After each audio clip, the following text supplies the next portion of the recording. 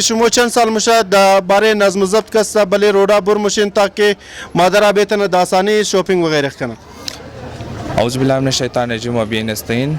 امیدوارم تمام دوستا خوب باشه. ما تقریبا یک سال میشه که ما دمنی دیوتی هستم.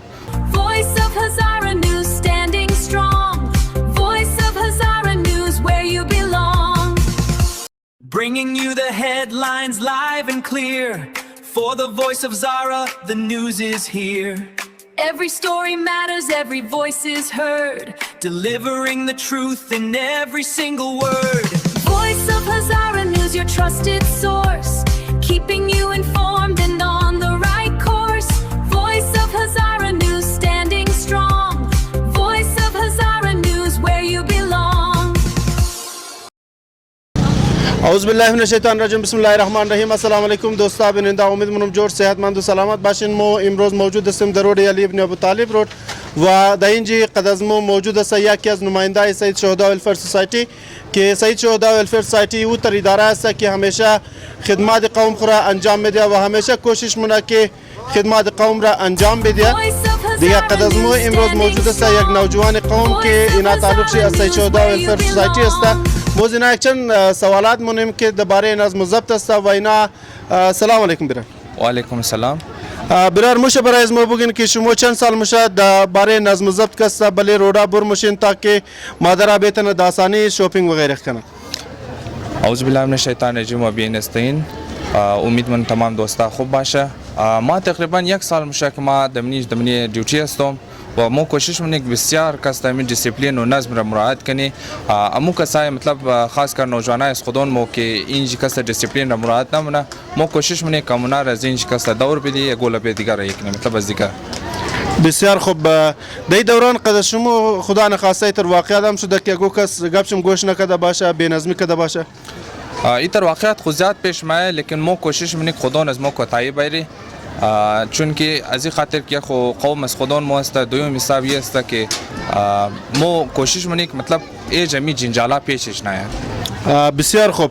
در این نظم و ضبط آیا اگه بی نظمی خدا نخواسته موشه پس پشتم دکاندارا یا تاجران هم حساد موشه یا نموشه یا خالص لفظی کسته شما را سپورت مونه؟ نه شکر الحمدلله استاده است. از خاطر که چند روز پیش نام کسته میتینگ که بودک، بعضی نام در میتینگ خوب بسیار هم کسته بسیار دلپوری ولا مور کسته تشویق داد، گفته ده که شما بون استاده شن پس پشت شما استاده است. خب شما کسته امشب اول نشاو شما است که اینجا مادن دیوتی داره هستن و غیر از این کسته شما خدمات شما بلده پورا قوم واضح است. دیگه شما تا چند بجر کسته اینج دیوتی میدین شوانه؟ ما تقریبا تا 12 و نیم راسته اینجا تا که امی مردم رشکش ختم نشده ما تا اینجا است. بسیار خوب. خوب برای قومات چیز پیغام دارین که موتورسایکل داره، گاڑی داره یا گو چیز دیگه؟ ما بسیار زیاد پیغامات دارم، لیکن امو که مهم شسته امی است که ما از جوانا گزارش منم امی روड کسته بلدیم زی خوارا بلدیم زی مادر است که امی باید نه شاپینگ موپینگ دارن، هر چیز دارن. امیج کسته اینا که پیدل میگردن و امی جوانای دیگه که بلیم موتورسایکل هستن، اینا باید نظم و دیسیپلین مراعات کنن، چون که اینج ما بسیار کسته کوشش منه که نظم و دیسیپلین مراعات کنه.